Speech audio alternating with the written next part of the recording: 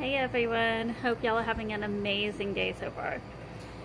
So the girls are out playing with a friend and I wanted to take a few minutes. I had said that this channel was going to be a lot about our journey with Kelly and how we came to get her diagnosed with her autism, who she is, our journey along the way since she has been diagnosed. That's going to take us some time to get into, but while I actually have a few minutes without them climbing all over me, I thought I would go ahead and give a short bit of information. Kelly has been diagnosed since she was 5.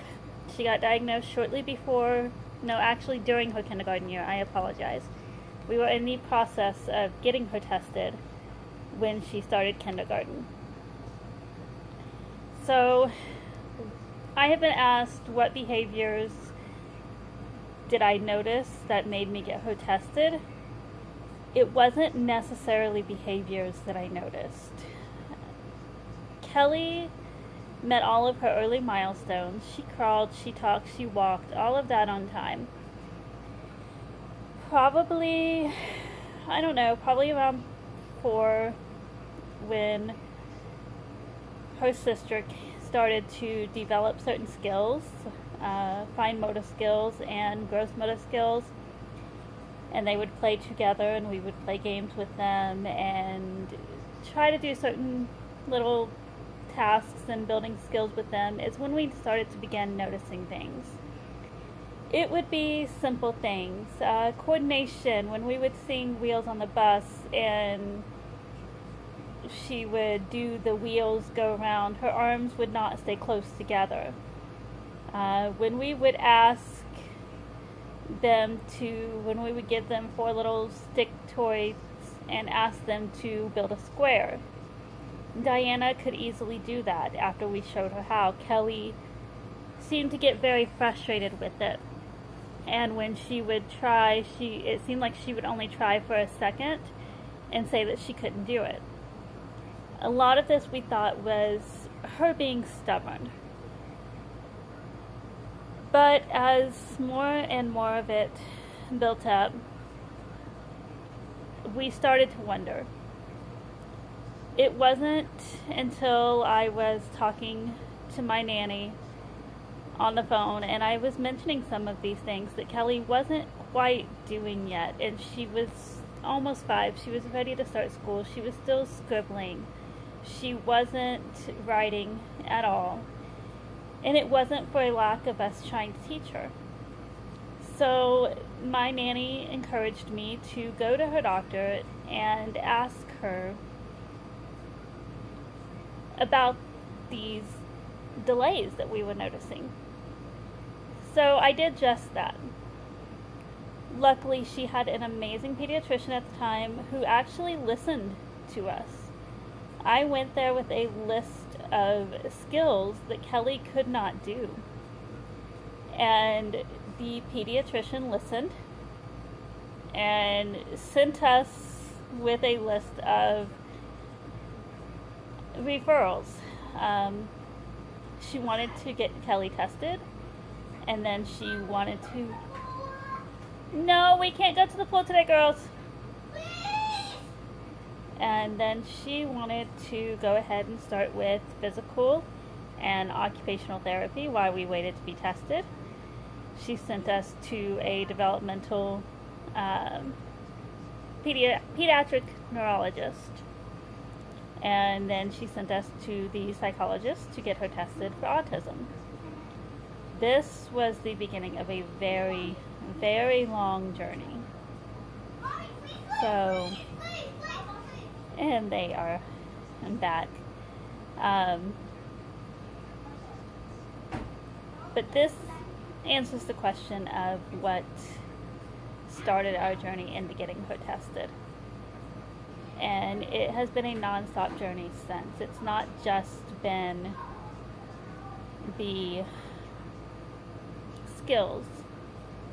When we started her in occupational and pediatric therapy, we went through a long journey of trying to find somewhere that actually did pediatric therapies.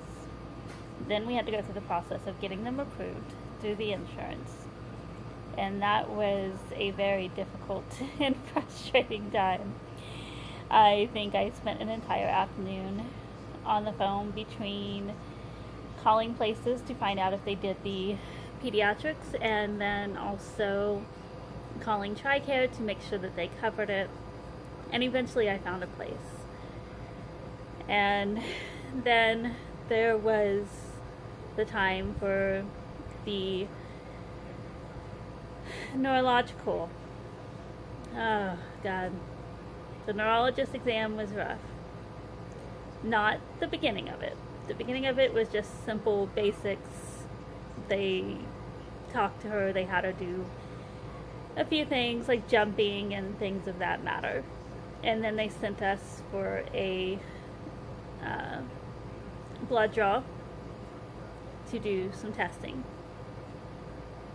I did not expect anything to come back from those results, but they did. Before we got Kelly's autism diagnosis, we got the diagnosis of a genetic condition. It is called 8p chromosome duplication. It is a very rare condition, and there is very little known about it. All we know is that it does affect every child differently. It does create very happy children. It also causes the delays that we were seeing. It caused a lot of her skills to be delayed, and it still does to this day. She still does not have the same coordination or the same skills that a typical 8-year-old child has. But that was the start of our answers. And then a few months later is when we got our autism diagnosis. The two combined helped us to understand what we were looking for and what we were looking at when it came to Kelly. It finally began to make sense as to why she couldn't do certain things or why she behaved the way she did at certain times. It had nothing to do with her not wanting to. It had nothing to do with her not trying. Everything had a lack of skill due to her development. She has very low muscle tone, which makes it very difficult for her to achieve some of the fine motor skills. Still at 8 years old, she writes very messily. She's just now learning and doing amazing at coloring inside of the lines. We have had her in different therapies for years. Along with occupational and physical therapy, we enrolled her into behavioral therapy for her autism, and that has been a lifesaver. That is so hard for children to get into sometimes. Insurances do not always cover it, and I honestly wish they would. In my opinion, every family needs behavioral therapy, whether it be for an autistic child or just a typical high emotions child that we all have. Because it's not just for the child. It teaches us as the parents how to respond to those behaviors and how to help those behaviors. So there's so much to behavioral therapy, and it has been a godsend for Kelly. When she started kindergarten, Kelly couldn't even write her name. She scribbled papers. She didn't color. She didn't even begin to draw. She scribbled everything. By the end of kindergarten, she finally wrote her name for the first time on her own, unassisted. She was also beginning to outline pictures the way the teacher had been doing for her so that she could see the clear-cut line of where the border was on a picture. And she had begun to do that herself so that she could help herself stay in the lines. She had an amazing teacher in kindergarten. I miss those times almost.